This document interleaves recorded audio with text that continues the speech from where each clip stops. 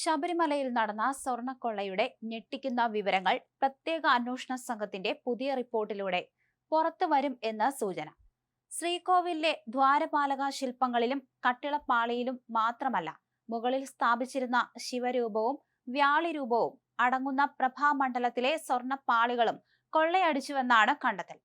ദശാവതാരങ്ങളും രാശിചിഹ്നങ്ങളും ആലേപനം ചെയ്ത ചെമ്പുപാളിയിൽ നിന്ന് വിദഗ്ധമായി സ്വർണം അടർത്തി മാറ്റുകയായിരുന്നു. നിലവിൽ 989 ഗ്രാം സ്വർണം നഷ്ടപ്പെട്ടതായാണ് പ്രാഥമിക കണക്കുകൾ സൂചിപ്പിക്കുന്നതെങ്കിലും VSSയിൽ നിന്നുള്ള ശാസ്ത്രീയ പരിശോധനാ ഫലം പുറത്തുവരുന്നതോടെ കൊള്ളയുടെ വ്യാപ്തി ഇനിയും ഉയരുമെന്ന് റിപ്പോർട്ട് വ്യക്തമാക്കുന്നു. ചെന്നൈയിലെ സ്മാർട്ട് ക്രിയേഷൻസ് എന്ന സ്ഥാപനത്തിലെത്തിച്ച് രാസമിശ്രിതം ഉപയോഗിച്ചാണ് പാളികളിൽ നിന്ന് സ്വർണം വേർതിരിച്ചെടുത്തത്.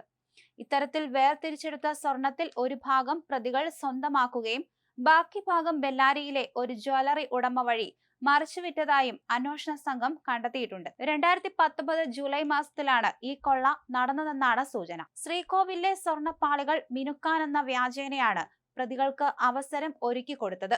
സാധാരണ ഇത്തരം ജോലികൾ നടക്കുമ്പോൾ ദേവസ്വം വിജിലൻസും ഉദ്യോഗസ്ഥരും കർശന മേൽനോട്ടം വഹിക്കേണ്ടതുണ്ട്. എന്നാൽ ഈ കേസിൽ പ്രതികൾക്ക് പാളികൾ പുറത്തേക്ക് കടത്താൻ ഉദ്യോഗസ്ഥർ മൗനാനുവാദം നൽകിയെന്നാണ് സംശയം.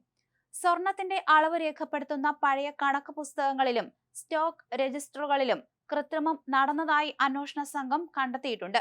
സ്വർണം ഇളക്കി മാറ്റിയ ശേഷം പാളികൾ തിരികെ സ്ഥാപിച്ചപ്പോൾ അവയിൽ സ്വർണത്തിന്റെ അളവ് കുറവാണെന്ന് ഉദ്യോഗസ്ഥർ റിപ്പോർട്ട് ചെയ്തിരുന്നില്ല.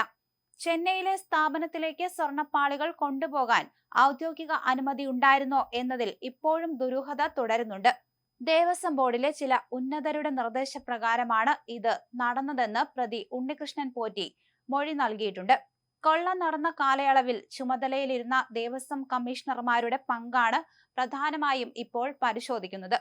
സ്വർണപ്പണികളുടെ ചുമതലയുണ്ടായിരുന്ന ദേവസ്വം മരാമത്ത് വിഭാഗത്തിലെ എഞ്ചിനീയർമാർക്കും ഓവർസിയർമാർക്കും എതിരെ വകുപ്പ് തല അന്വേഷണം നടക്കുന്നുണ്ട്. കൊള്ളയടിക്കപ്പെട്ട സ്വർണത്തിന്റെ കൃത്യമായ അളവ് കണ്ടെത്താൻ VSSയിലെ ശാസ്ത്രീയ പരിശോധനാ ഫലം അനിവാര്യമാണ്. ഈ റിപ്പോർട്ട് ലഭിക്കുന്നതോടെ കൂടുതൽ അറസ്റ്റ് ഉണ്ടാകാനാണ് സാധ്യത. എന്തായാലും സംഭവത്തിൽ കൂടുതൽ അന്വേഷണം നടന്നു വരികയാണ്. ഇതിനെ ചൊല്ലി പലരെയും ഇനിയും ചോദ്യം ചെയ്യേണ്ടതായി വരുന്നുണ്ട്. ചെന്നൈയിലെ സ്ഥാപനത്തിലേക്ക് സ്വർണപ്പാളികൾ കൊണ്ടുപോകാൻ അനുമതി ഉണ്ടായിരുന്നോ? ആരാണ് അനുമതി നൽകിയത് എന്ന കാര്യത്തിലൊക്കെ ഇനിയും വ്യക്തത വരേണ്ടതുണ്ട്. അതുകൊണ്ട് തന്നെ ഇതിൽ ദുരൂഹത കാണുകയാണ്.